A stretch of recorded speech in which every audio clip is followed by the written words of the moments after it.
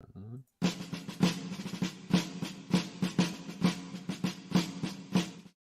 everybody. Welcome back to The Collective. We have another awesome episode for you today. It's going to be a pretty cool carry on from yesterday. But if you haven't already, make sure that you like, subscribe, and hit the notification bell. That way you're up to speed as we do things.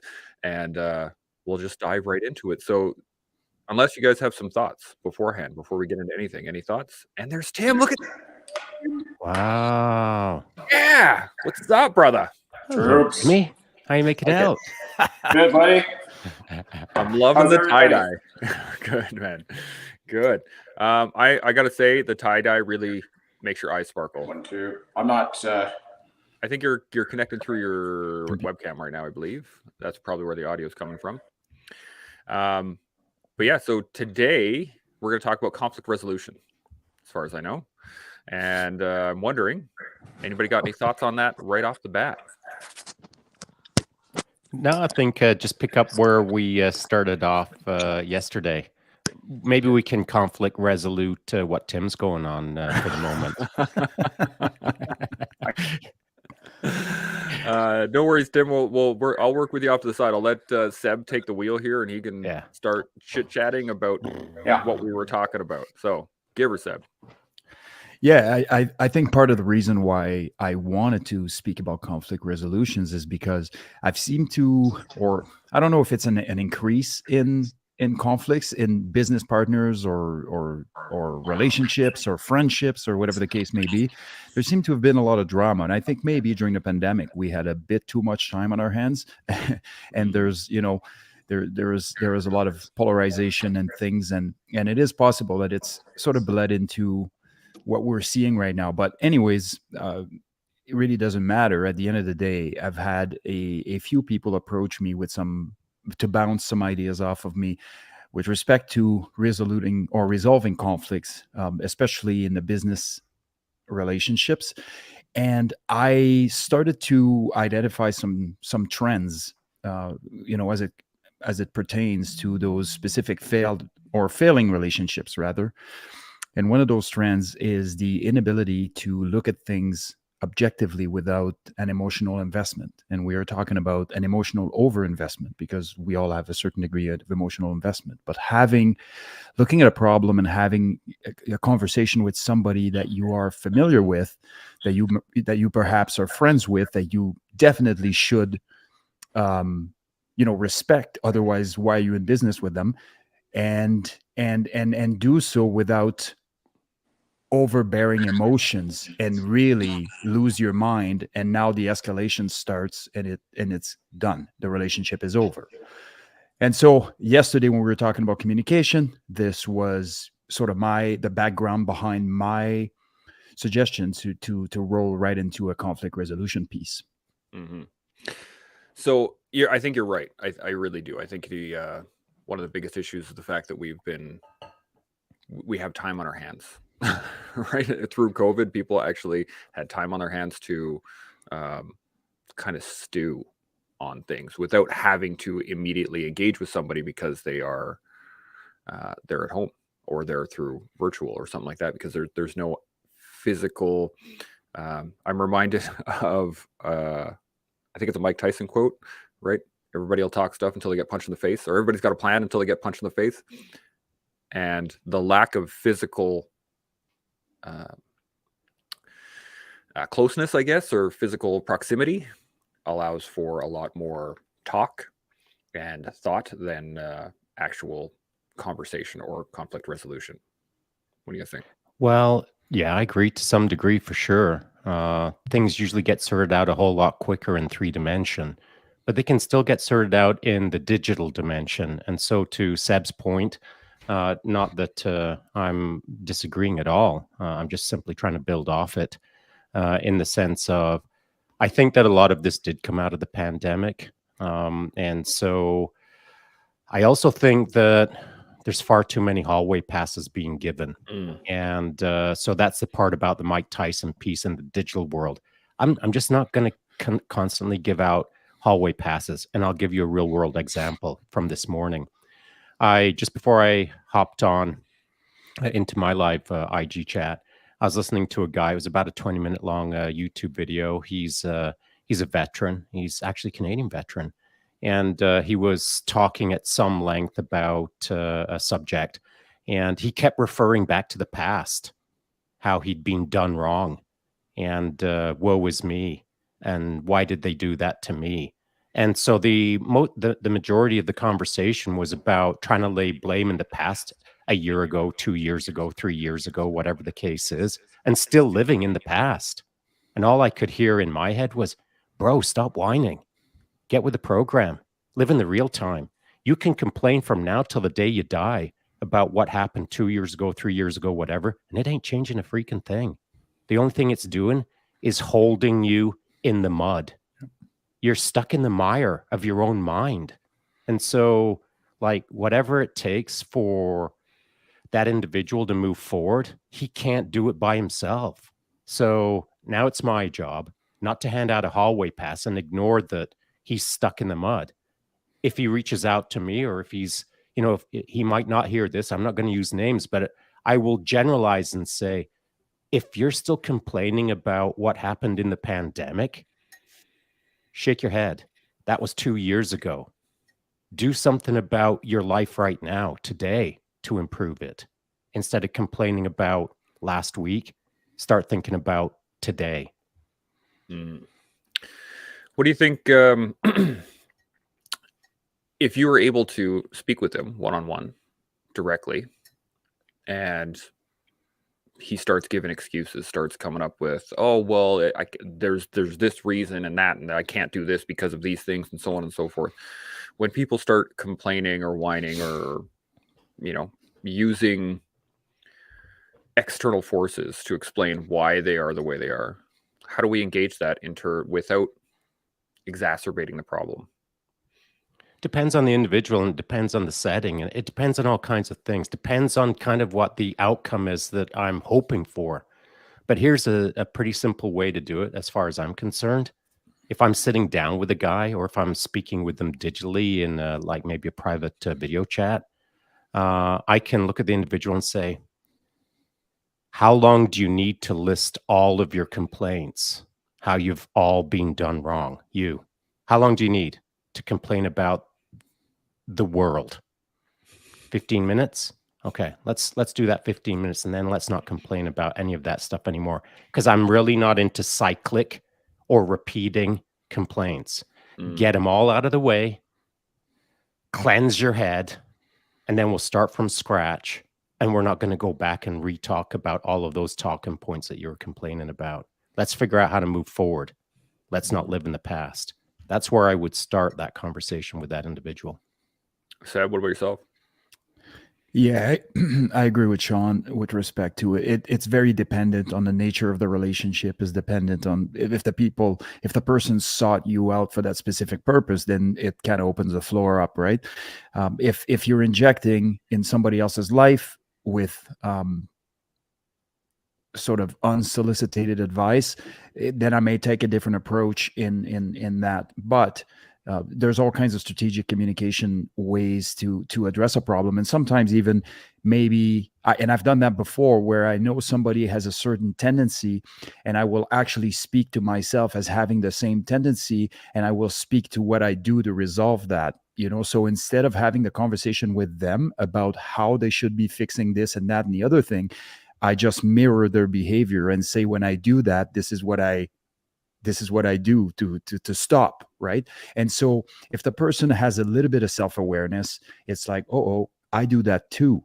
And now they're not on the defensive, because you've actually acknowledged that you also do that, which means that you're not looking down upon them.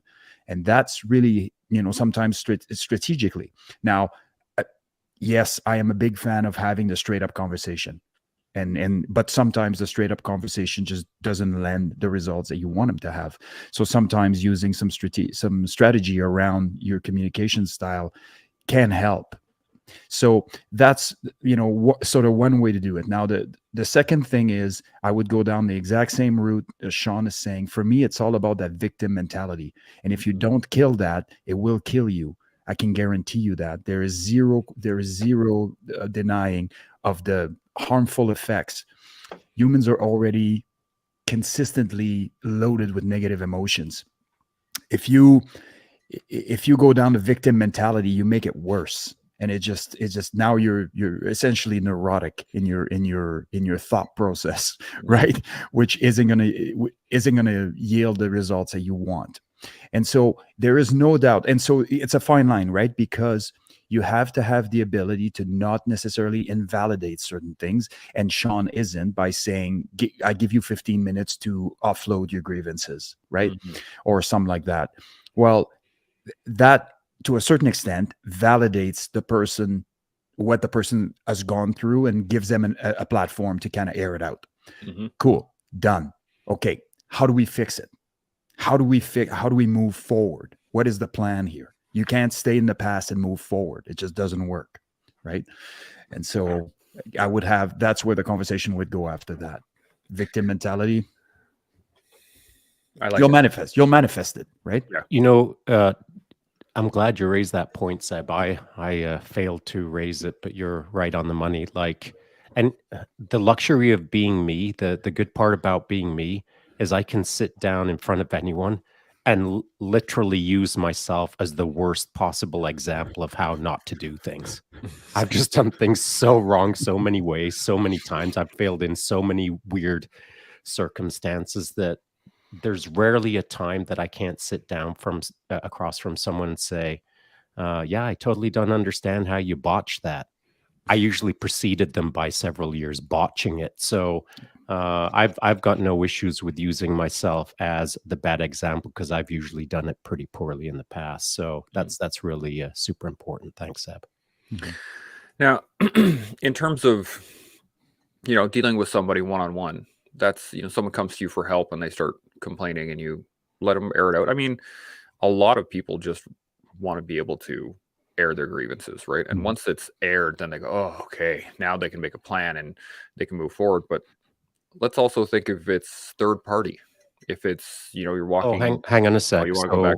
Yeah, I do. Just to make sure that I'm clearing up, there's lots of ways that this can be done, but the reason that I said 15 minutes, it could be 5 minutes. It doesn't matter. Yeah. You've got a bunch of complaints, pal. Let's get those out right up front and center. And then when you're finished complaining, stop. I don't want to rehash it again. The issue being that, hey, feedback coming from your system. If you can mute him. Got him. Thanks. So it's still happening. Oh, hold on. Yeah. Okay. Go ahead. Gunny, I'm going to keep working on you. Give me 2 seconds here. You go ahead, Shaun. Okay. Excellent. So the issue being that someone who is used to complaining relentlessly, eternally, and not doing anything about it, they're used to this pattern. This is the pattern that happens. They complain, they complain, they complain, they complain. They'll complain for 15 minutes. And when their 15 minutes is up, they're used to continuing complaining. And so if they squeeze all of the complaints out at the 15-minute mark, they'll start right back from minute 0 and keep complaining, because they're used to never solving anything. They're used to just complaining and never crossing the start line of solving. And so if you allow 15 minutes, that 15 minutes will turn into 15 days of repetitive, cyclic complaining with no solutions. So locking someone into that moment and saying, dude, you've got 5 minutes. Get it out of your system, and then we're going to forge ahead. Oh, you need 10? Let's do it for 10. But remember, at the end of 10 minutes, let's not talk about all of that stuff again, because you don't have time in your life to not break this cycle. So let's get it out of the way and let's move forward. Yeah. What's really interesting too is from a neuroscience perspective, there is such thing. So I'll try to make this correlation make sense. But if somebody is supposed to work from home and they have a business and they're supposed to be doing certain things, but instead, say they have a social media presence. So their social media presence is a byproduct of whatever it is that the journey that they're on. So maybe it's part of the business, maybe it parallels the business, or whatever the case may be. If they post a good, meaningful post, and people are reacting favorably to it, it gives them the impression that they worked today. That dopamine hit that you are getting from that actually tricks your brain into thinking that you are actually done productive work today. And I'm not suggesting that updating your social media, especially if it's tied into your business, isn't the right thing to do, but it isn't work. It isn't what you need to be doing. It's part of it, right?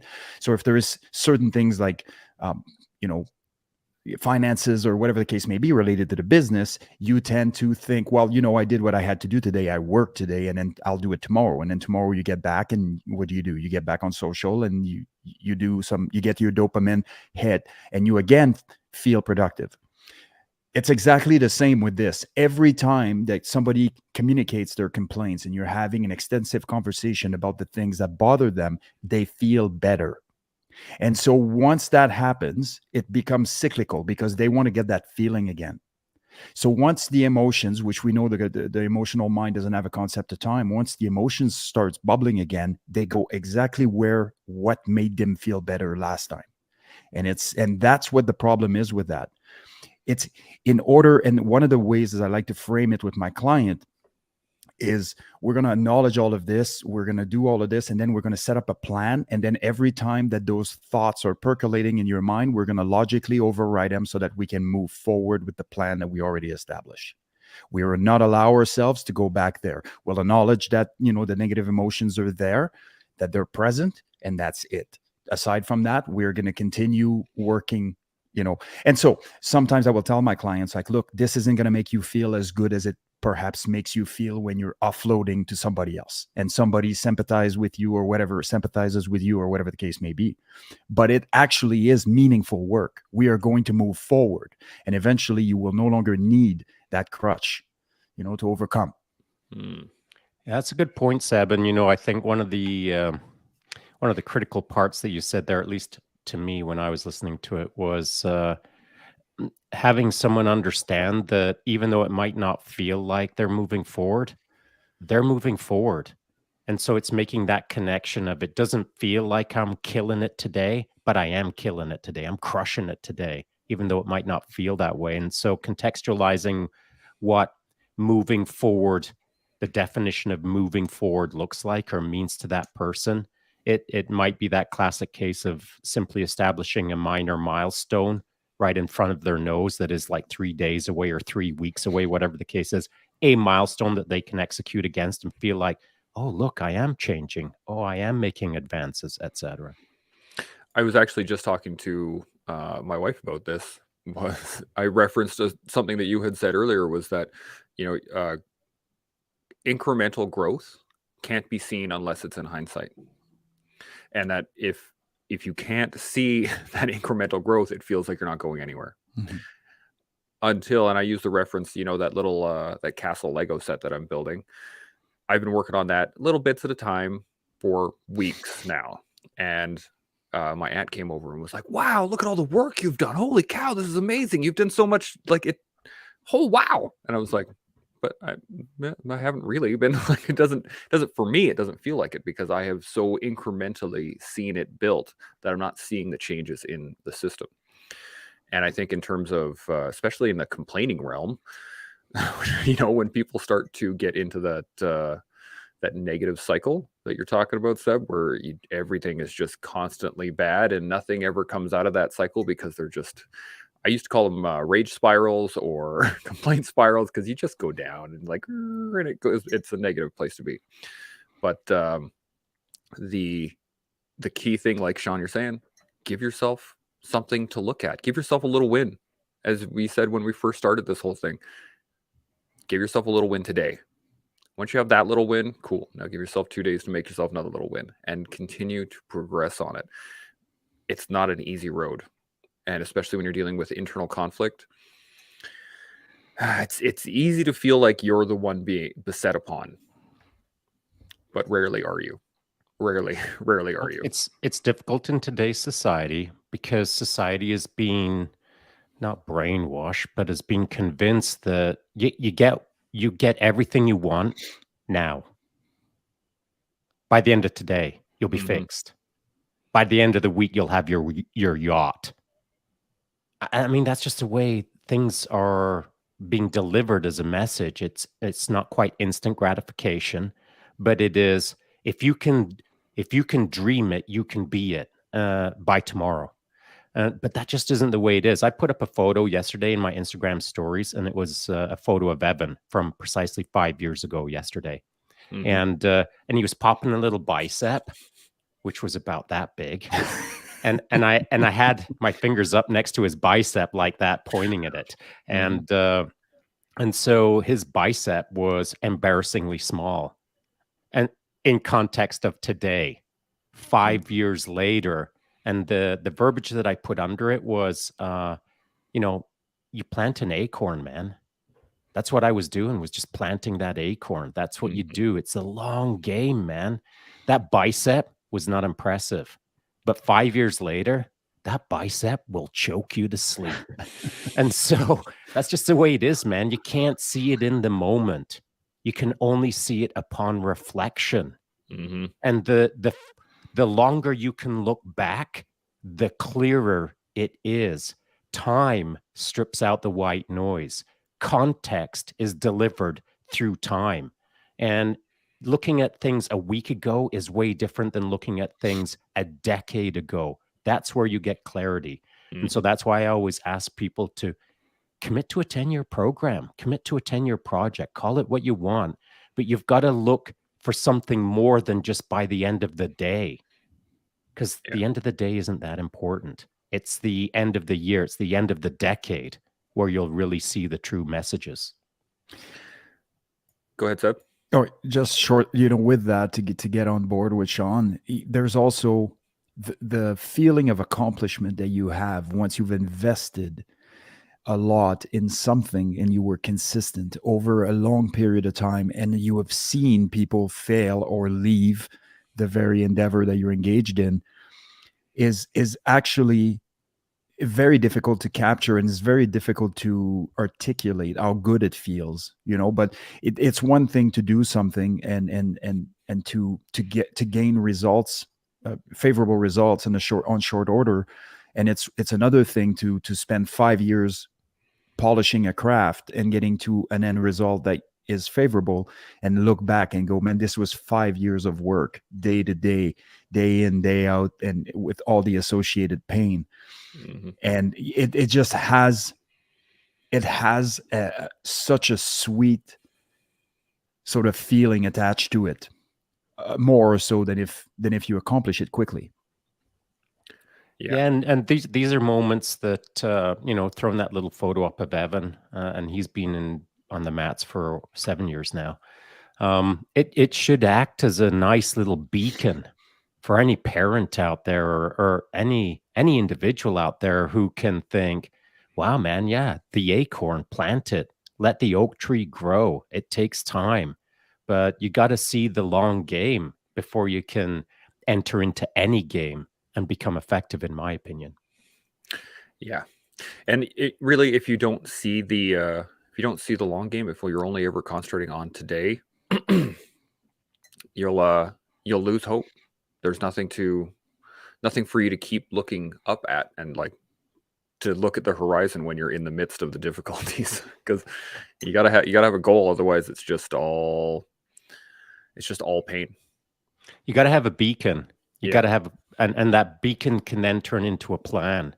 And then once you're into a plan, now you can deliver against the plan, and then you can become the example as you head towards becoming a beacon for someone else. I mean, that's the way it's supposed to work. That's what we're supposed to be doing. We're supposed to be setting an example for others to see a positive path forward. And, I try to do it in all kinds of different little ways. I know that you guys do as well. I think it's an important aspect of any social media, not plan, but any social media presence, is just to demonstrate that if I can do it, anyone can do it. If my son can do it, any son can do it. If etc. Yeah. We had this conversation at one point about the being a fire, right? Setting your fire up in the wilderness, in the darkness, and being that beacon, because you can see it from miles away, and people come to you and say, "Hey, what do you got going on here? Right? And then you can either share your fire with them. You've also mapped out the ground. We had this whole conversation about it, but That was a good combo. it was a good one. Let's hear from Gunny now that he's around. We got Nice, him in Timmy. here. Good to see you again. Yeah. Let's get him in here. Gunny, how you feeling? I don't know why the other hookup wasn't working, but she's working now, so all good. Good. Looking sharp. Now So I'm on my computer instead of the iPhone itself. Okay. Well, that works. What we're talking conflict resolution. Yeah. Any thoughts initially on conflict resolution, on tips, strategies, tools? Any thoughts? Well, I believe it's a great concept. Actually, the military, we we harnessed that back in '98. I went on the conflict resolution course, and that was in the time frame where we were getting heavy into making people apologize, leaders to apologize to their corporals. Like you cannot order an emotion. That is an illegal act. And tons of redress is happening. So we brought this negotiator and mediation course in, and it was very, very well done. And it saved money, it saved time, and you broke this down to the smallest equation by sitting down and talking with that person instead of ordering apologies, instead of doing redresses. Cleared a lot of misunderstandings up. So well done. And then the people involved in the training, there was civilian experts. They're amazing. But we had this female police officer, and she had a course. Not only she was into mediation, negotiation, all this good stuff. She took a course where she could actually make people do things without them realizing. And she actually had to sign documentation saying she wouldn't use it for evil. I definitely want that course. Want to take it. And her presentation was insane. And I mean, she's an expert. I would never be able to get to there. I haven't done, this is a perishable skill. I wish I kept it up. I didn't. But it's just amazing. So conflict resolution, I think it's your best option to solve problems. It avoids the legal issues and all these misunderstandings.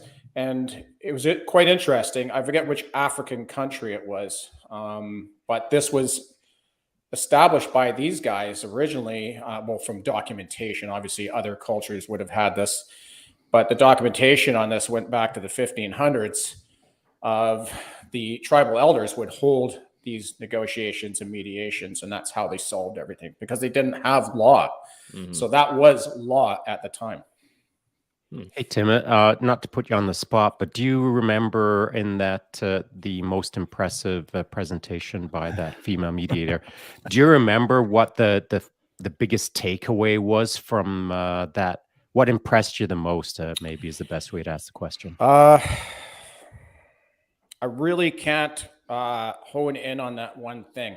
However, one takeaway I did take, because I was in the military at the time, and then I actually took that piece, that option into law enforcement, was she gave this example of her going into a domestic. And as Seb knows, that is a very, very volatile situation. So she went in there, she's going in there with her partner, and she's a small lady. And as we know, they used to call it, verbal judo is more important than getting aggressive and using tools and all that good stuff. So they're in this domestic, it's going south, it's not going good. Now the male partner is ramping it up, and now everything's getting super ramped. She just sat down on the couch, put her feet on the coffee table, turned on the TV. And everybody just stopped and went, she went, oh, so do you guys want to talk now? Okay. Turns off the TV, defused. That was the takeaway I took from that. And I use that in executive protection when you're dealing, when you're on outer ring and the P is up there and you got these irate people going, hey, I want to talk to him. It's like, hey, roger that. But this isn't the time and place. I said, I understand what you're saying. I get it. I feel that way too. But here's my card. Go over and see that man over there, the executive assistant. He would love to hear from you, and he'll take your name and he'll chat with you after the fact. And, oh, okay. And it just ramped them down. Yeah.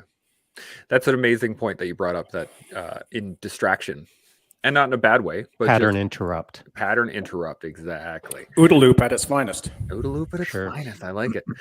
So now we're getting into, you know, third party conflict resolution, right? There's the issue of being able to resolve conflicts within yourself. That's one thing, and I think we've talked about that quite thoroughly so far. And I want to get into this in terms of third party conflict resolution. When you are not involved in the conflict itself, and say it's a friend of yours that's having issues with a partner or a different person or a whatever, how do we engage them without trying to direct them, if you know what I'm talking about? Any thoughts? Yeah. Ask them what they're trying to accomplish. Mm. Oh, you got some complaints? Okay, cool. You know, there's the complaint box. That's going to accomplish nothing. What are your complaints? And what do you expect as an outcome once you verbalize all of those complaints? In other words, how long is it going to take for you to stop complaining and get on with changing things? That's mostly it. And Yeah. finding a nice way to do that, finding a polite way, finding a diplomatic way, finding the right way to do that, that's the devil in the details. Ultimately, it's about this. Oh, you got complaints? Let's get them out of the way and get on with doing something positive now. Yeah, so that was exactly what I was going to say. Ask that person, so what do you think the solution is? How can we go about this? And even if you don't agree with the person, like I said in executive protection, I didn't really agree with the guy's points, but I'm like, you know what? I get it. I'm on you with that. I agree. Is you sit the person and you just simple mediation. What they say, we war game ideas. No idea is stupid. And what we do, we use our whiteboard. But if you're with someone, hey, let's write it down. Give me some ideas on how we can accomplish your goal. What are some ideas? Doesn't matter how silly they are. And we just write them down, write them down, write them down. You might have 20 different solutions. Then we'll go through all those solutions. Now, is this one possible? No. Okay, scratch it off. How about this one? Maybe. Okay, we'll keep that one. And we work our way down. We break it down until we have 2 or 3 possible outcomes, right? So we're always looking for the BATNA, the best agreement to negotiate agreement, right? So that is the best way to do it. Have that person list it, talk them through it, ask them if these are feasible, ask them if they can be done. And then we'll get to that solution, and it will just diffuse, calm, and then give that guy an idea of where he can go from there. Seb, any thoughts? Yeah, those are all very viable options. I, as the person that's coming in, as the person that's not emotionally engaged in whatever it is that's going on, it's also easier to be that emotional buffer. And when I say an emotional buffer, I don't mean like come and cry on my shoulder. I mean like, let's control emotions here. That will be the primary focus of me, because you'll find that a lot of the sensical things aren't going to make any sense to anybody who's overly emotional. Period. And so for me, it becomes a how do we manage emotions, and then we can have a process, as Tim is outlining, or any other, documented and recognize and conflict resolution strategies, right? There's a million of them, and there's different ways to do it that can achieve the same or a similar outcome depending on the set of circumstances you're faced with. But certainly, if you don't remove the emotions from this, any of that logical talk isn't going to do anything. And also remember, when we're talking to emotional subjects, never say calm down. Never highlight that. Never relax. All right, let's man. calm down now. No, that ramps them up. Right. So you go through that, and always when you're approaching this, make it appear to be their idea of doing this. And that gets them the buy-in. Yeah, 100%. Once they have buy-in, it's generally easier for them to maintain course and go where it is that we set forth to, really. What do you think is Shaun, you got something? I saw you grab the mic. Yeah, sure. Just what not to be careful, but just to establish that the individual will talk about a person who is trapped in a cyclical loop of negativity and not being able to move forward through the conflict, whatever that conflict is. They're just stuck. They're trapped in their own world of not moving forward. So, you know, if they've been stuck there for a long time, chances are they've talked to a lot of people. And it's been tried a bunch of different ways. And I find this is how my brain works. If I'm sitting down to have a conversation with someone to get them out of that conflict, I'm just not going to do it the way that everyone else has done it. I'm looking to do it a different way. I'm looking to attack it from a unique angle, outside of the box angle. And so that means that I'm not going to fall into a typical pattern of all the normal solutions. I'm going to challenge that person, not challenge them to an arm wrestling competition. I'm going to challenge them to a mental competition where I'm going to make them a little uncomfortable, but not so uncomfortable that they want to bust out of there. It's my job to create a pattern interrupt that sticks, that they then chew on, that they can contemplate. And I've got no problems with hitting someone with a challenging question or statement and then just shutting up and letting them fill the gap of whatever. And if that whatever usually is a default straight back to the cyclical complaining of where they're really comfortable. Nope, we're done with that. Let's move forward. And so it's challenging someone, holding them accountable to that challenge, but not so much that their feet are burning on the fire. They're just a little toasty so that they know that now they're in a different game. And it's not the game that hasn't worked for them the 1,000 times prior. It's a new game where we're going to do something about it. It's not easy to do. It's not 1 + 1 = 2, or it would have been solved 1,000 times ago. If you're in that position where you're trying to help someone and it's been a long road for them, pattern interrupt. I just wanted to hit that quickly. Also remember, along with, hey, we can't say calm down and I'll ramp that emotion. Same thing when we're handling the points that Shaun just said. You cannot use your biases to direct that conversation. You cannot use your point of view for that conversation. You need to make that person free flow. On that, I would say yes, I agree with that. You can't impose it is the right wording, in my opinion, because if you can influence it, then by all means do that. And you can do that without being demeaning, without being invalidating, without being all these other things. So if you have the ability to positively influence someone by having the conversation a respectful conversation, as it pertains to how perhaps you would handle it, or perhaps how some of the options that you've experienced before, or whatever the case may be, and make it relatable and make it non-accusatory and make it non-condescending, you might be able to especially if the person respects you, especially if the person came to you for advice in relation to a certain situation they're in. If there's a relationship already established there, it all depends on the totality of the circumstances, but you definitely can have a very positive influence. Yeah. Roger. Yeah. And it's just those small nudges, right? You're just doing those small nudges. You're not, and again, another big thing is not to impose your intellectual superiority, because you're going to belittle that person. You have to be as neutral as possible. I love that. It's a tricky balance, though. I think we all can agree on that, because at least for me, I want someone to maximally, or maximum efficiency and effectiveness, punch forward in time. And so it's not that I'm impatient for them to do better. I'm an impatient guy overall sometimes. I just want someone to be awesome sooner. And maybe I push a little bit too hard sometimes, but that's part of my learning growth as well, on how to better pattern interrupt, better support, better shape, better blah, blah, blah. And I think we're all trying to figure out how to do all of it better. And so as long as the other person understands, whoever I'm talking to, if they can sit down and truly believe that I'm there to help them, we'll figure it out. Yeah. As long as you show up with good intention of, man, I'm in the hurt locker and I just need a bit of help. And I think that you can help me. Cool. You trust me? Let's go solve it.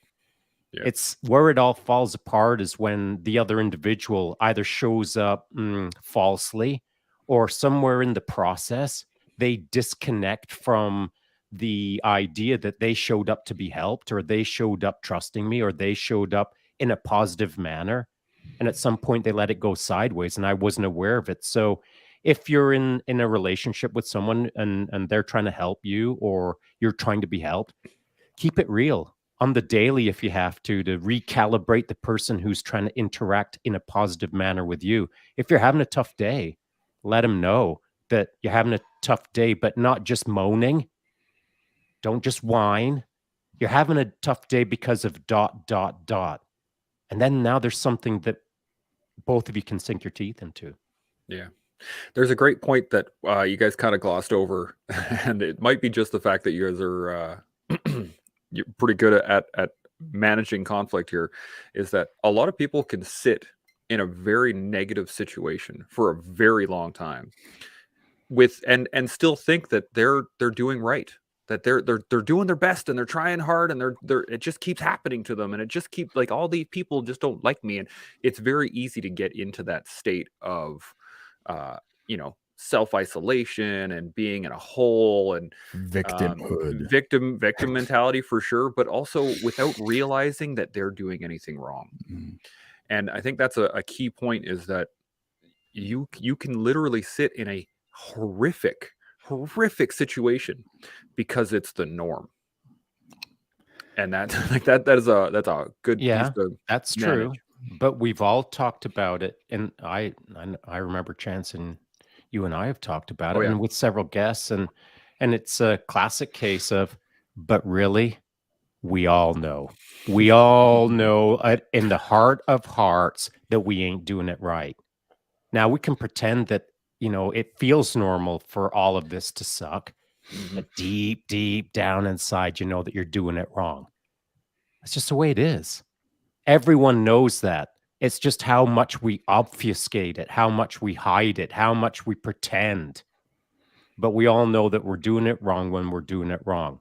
And then you get to decide, do I want to do it right? And then that's when the lie begins. You either want to do better or you don't. And you got to face up to that. And if you truly want to do better, it's easy. Start doing better. True. Yeah, that's really tough when you're dealing with with interpersonal relationship, especially on a romantic side of the house, right? It's really easy to be in a certain pattern of toxicity in a relationship, and for you to be, well, it's no greener at the neighbor's house, right? So there is going to be some level of toxicity in a relationship, and that's almost, unless you live by yourself, which also can be toxic at times, you're gonna experience some toxicity. So it becomes a question of, what am I willing to accept? What is reasonable, and what is reasonable that percolates in my relationship that doesn't impact the status of the relationship, so to speak. And so sometimes then you start perhaps being encroached upon a little bit, and it's a little bit at a time, just like you building your castle, and you don't realize it, and one day you wake up and look back, and what the hell happened to me in this relationship? Where is me? Or where's the other person, or what, whatever the case may be. And so I think it's very surreptitious. It's very slow. It's very, what's the word? Insidious. Like, it's very insidious. And so you can. And so generally, once you remove yourself from that situation by way of the relationship is either broken off because you did, or the person left, or whatever the case may be, and you start looking backwards, you go, man, how have I ever? And then if you meet someone that exemplifies everything that a healthy relationship should be, then you go back in time a little bit in your mind, and you go, man, I was not where I should have been, kind of thing. True story. Yeah. To all of us. Yeah, exactly. That is a painful realization, but once you have it, it allows you to get so much farther. Hang on a sec. Okay. No, it allows you the opportunity. Opportunity, yeah, good call. but that doesn't mean that it happens. That's very, very true. Now, one of the things that I like to do when people come to me with conflict, I ask them, what is it you actually want? Like, what is it that you truly want out of this situation? I think we've talked about this quite a bit, but if somebody doesn't know, if they're either lying to themselves or have never really put the thought into it, or, how do we help them find out? How do we help them get to a point where they can actually know and then work forward? I like your list idea, Gunny, but Shaun, you got any thoughts on? Yeah, sure. It may be on a coffee mug one day, and it's called "Just Do Your Best." And I mean, honestly, we can all overcomplicate it. We could all come up with the lists and the all of the check boxes and all of the things for someone to proceed forward in a logical, rational, science-based manner, etc. We could create all of those lists. But at the end of the day, the guy or girl who's sitting in a toxic stew of the world is set up against them and woe is me, and that victim mentality, lists and check boxes and all that stuff is just too much, man. That ain't working for someone who can't see the world around them. And so you just got to give them a simple nudge, and it's just try and smile some more today, pal. How about start there? Yep. Just something simple, something dead easy that they should be able to execute against. Of just try to be better today, and whatever that means to you, not worse, better, and get them edging towards whatever good looks like for them. Yeah. Tim, you got something? So lists. Okay, so we're not talking about am I on? 1, 2. Yeah, you're good. Can you hear me? You're good. Yeah, we can hear you. It's all good. Carry on. It must have switched out. I'm not sure what's going on with the program today, but we'll make it All work. right. So you're misinterpreting lists. It's not like a checklist like we're going on patrol. When you're doing mediation, you have to make a list because you're working with two people. You're trying to get buddy, to no, the I totally outcome. understood you. If I'm talking with someone else, right? Yeah. You might not use the list. But when you're even when you're negotiating with one other, making a list, it's just like Chance said. If the guy doesn't know what he wants for his outcome, you got to sit down and go, all right, well, give me your issues. You can get the outcome from those issues because there's always common words that are reappearing in those statements. So that's something that has to be done. It can't always be just driving forward and fixing the problem verbally. It's got to work together. I can stack up 100 guys against a wall, and they've all got 100 problems. And because of all of the complexities of their life, they can't even see what's in front of their nose. They just can't. Can't see the forest for the trees. They cannot. And so I don't think I misunderstood you, Tim. I get the list. I get the importance of it. It's definitely a rational and appropriate process in order to establish what's going on. But once it's been established, even if the person doesn't understand the process that they've just gone through, which may be the case, if you hand them a short list of do these 3 objectives that you gave yourself, they can't even move beyond that. It's just so freaking much for some people. Their own self-identified milestones don't get done because they just can't see beyond the tree in front of their nose. And therefore, sometimes the tasks that they need to do that they've self-identified, you just can't even start them there because they don't even have the energy to execute against task number 1.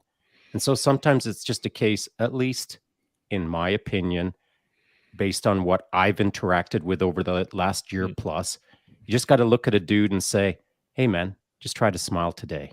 Let's start there. That's a good start. Go ahead, Gunny, you're muted again. You're muted there, Tim. That's some of the best stuff you've said so far. Yeah. Yeah, I'm not sure your mic's not working there, but one of the things I've noticed that tree, that initial tree that people are staring at, that's right in front of their face, it's usually their ego. Oh, 100%. And one of the things I had a friend of mine, I'm going to use as an example, he was every time I hit him with something of like, hey man, maybe you should try this, he would go off onto a rant of like, well, I used to be this and I was these things and I did that stuff and I was this person. And I eventually got to the point where I was like, great, you're king of Crap Mountain. I used more specific language than that, but because once, like, great, cool. Now you're the worst of the worst. Awesome. Now what? Once that becomes like that complaint gets to a T, and they're like, okay, now what? And then they start thinking.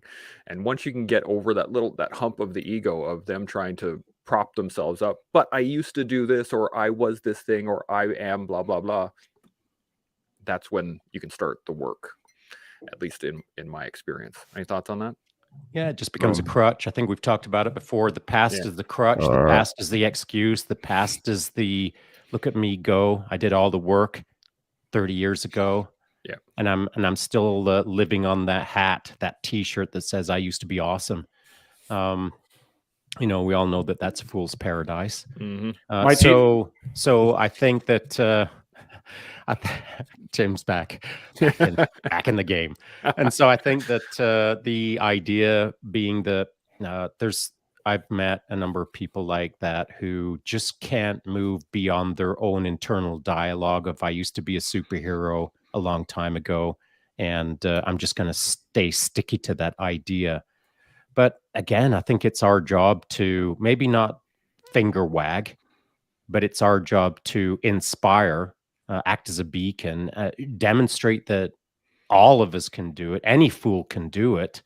You just do better. And through your actions over a period of time, your betterness will illustrate to others that it's easily attainable if you start. Mm-hmm. Yeah. Any, Tim, you got some thoughts now that you're back online? I'm just, oh my God. What the hell's going on with this thing? It's all good. 1, 2. We can hear you fine. All right. So anyways, my shirt always says the world's most okayest guy. I'm just okay at a few things. That's about it. Yeah. But I think you have to buy it. If you are negotiating with people or mediating or giving advice, you have to empathize. And that's coming from the robot here. You got to empathize with that person. And that's the only way to get them to open up. Yeah. Yeah. We got any thoughts on that? Before I got a comment real quick to, yeah, just a quick comment. Yep. There's an incredible article, a peer-reviewed article on neuroscience and empathy and the power that it has in basically prosocial behaviors. And actually, this one I won't just say, well, this article is floating somewhere. This one can be found on GStore, which is basically Juliet Sierra Tango Oscar Romeo. And it's called Empathy as a Driver of Prosocial Behavior, Highly Converse Neurobehavioral Mechanisms Across Species. If you have a chance to read that, it is critically important. And I mean, we've seen it. I mean, evidently, empathy is a big part of emotional intelligence. And we know that emotional intelligence and conscientiousness are two things that are the biggest predicators of success in leadership. Well, those things are all tied into each other. So if you read about the impact of empathy, and we're not talking about necessarily, say, even if there were some challenges with you having genuine empathy in the sense that perhaps you're not able to relate with a certain situation, whatever the case may be, but you can still produce the person that's standing in front of the person you're speaking to be empathetic to their whatever cause, right? Yeah. As empathetic as Shaun would be, for example. Yeah. You could easily reach that.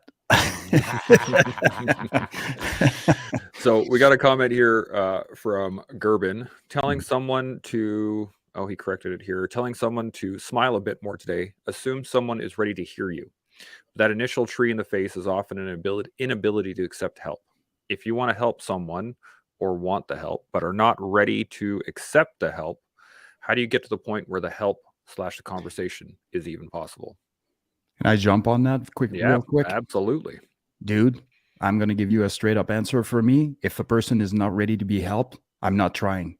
I have other things to do. And there's a lot of people around that are willing and wanting help, that need help, that are invested in making their lives better and being better. And I will spend all my time there. I spend no time anymore trying to convince people to be better.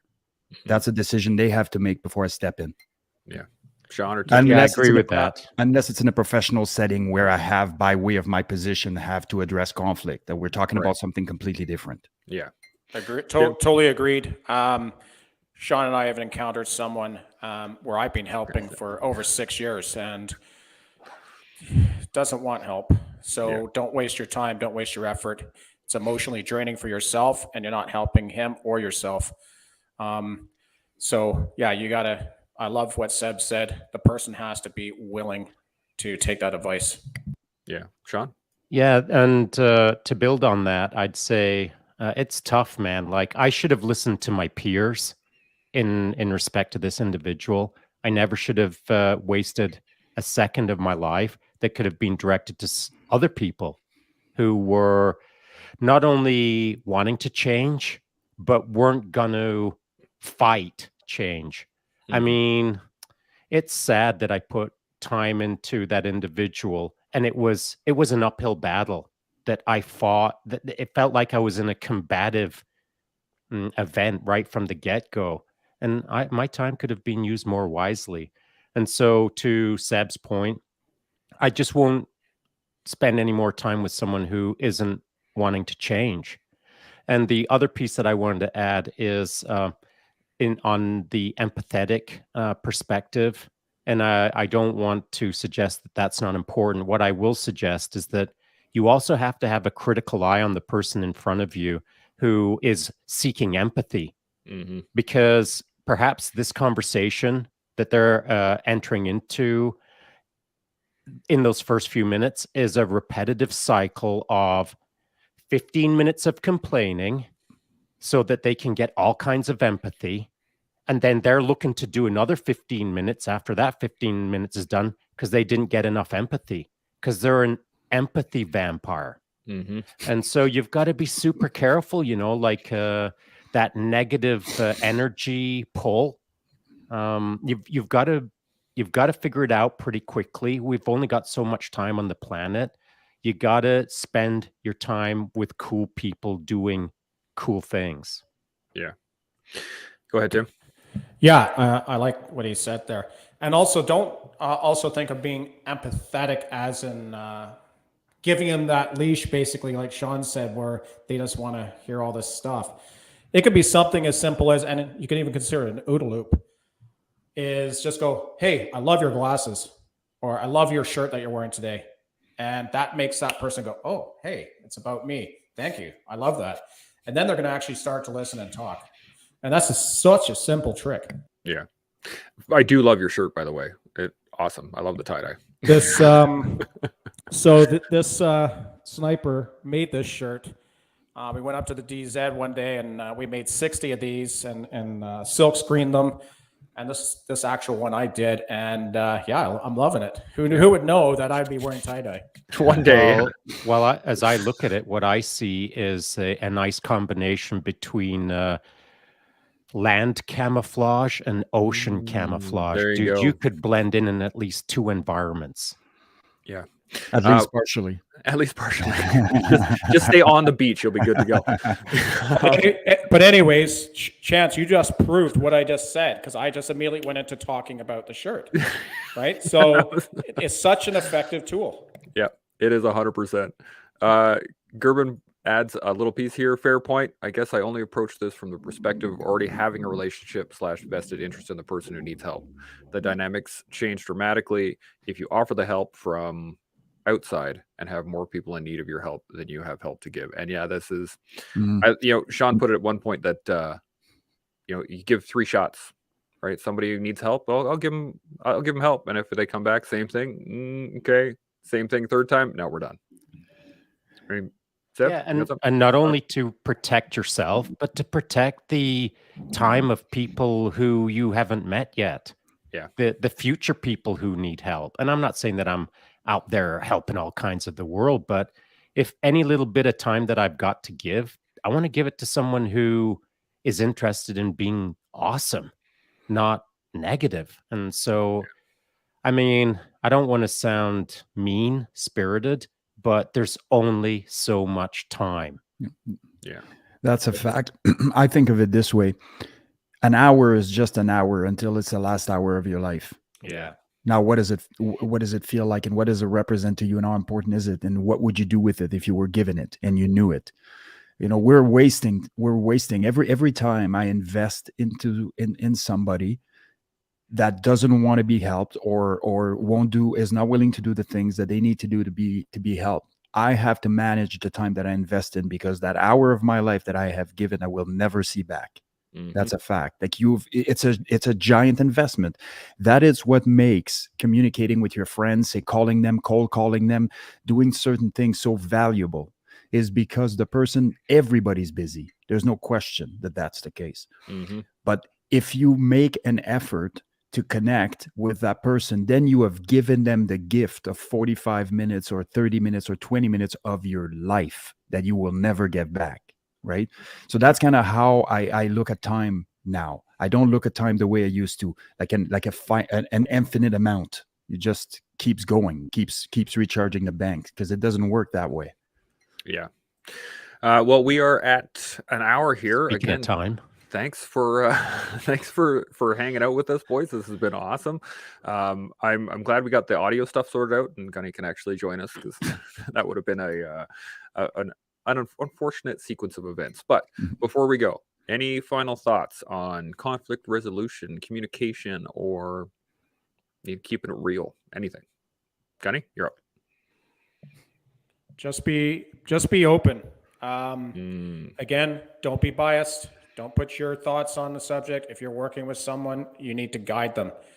If you're stalling out, then you can throw some of your things in there, but don't make it about you. Make it about them. That's a great point. Seb? Yeah, and he disappeared. Shaun? Nice smoke bomb. Yeah, I feel that the subject at hand, once again, was barely scraped the surface on. I mean, there's so much more to it than the small examples that we've given. And I think it's not that we skirted around the subject, but I don't feel like we went straight into the meat and potatoes. So it feels like we set the stage once again to have a further discussion, if I'm being honest. I think you're absolutely right. Seb, can you hear us? I got your camera up, but I can. Oh, okay, there you go. You on the final point? All ninja. I have no idea what the hell's going on with this thing. This thing is a brand new camera, and it's doing that. It seems to be on a timer or something. So annoying. User error, perhaps. No, it's actually, I don't touch anything, and it's all of a sudden goes. Anyways, one of the things, just briefly, it was a great conversation, but also it ties right into another piece on that last part that we were talking about here. Yesterday, I had somebody reach into me, and they were talking about, the amount of effort and energy that they invested in helping somebody with a drug problems. And I've been on that bandwagon, because I have family members that I've tried to help forever and all this good stuff. And at the end of the day, the conversation came to a culminating point where I basically said, look, every human out there has the freedom of doing whatever they want with that life of theirs, which includes ruin it. Like, there's nothing that you can do as a grown adult to prevent somebody from doing that, from being self-destructive. And if they're not willing to do the work, or if they're not wanting to hear the good news or anything, then you don't wear that. Like, you're not Atlas. You can only do what you can do, and let them know that you are there, and when the time comes and they're ready, that you are good to go and you can help. But in the meantime, focus on you and do the things that you need to be doing for yourself and your wellness and your families. Yeah, that's I couldn't agree more, man. People are people, and we all make our own choices, and sometimes the best thing we can do is just hands off and let things happen. It's unfortunate, but is the way of things. Yeah, Shaun, any final thoughts? I already got you. That's right. Yeah.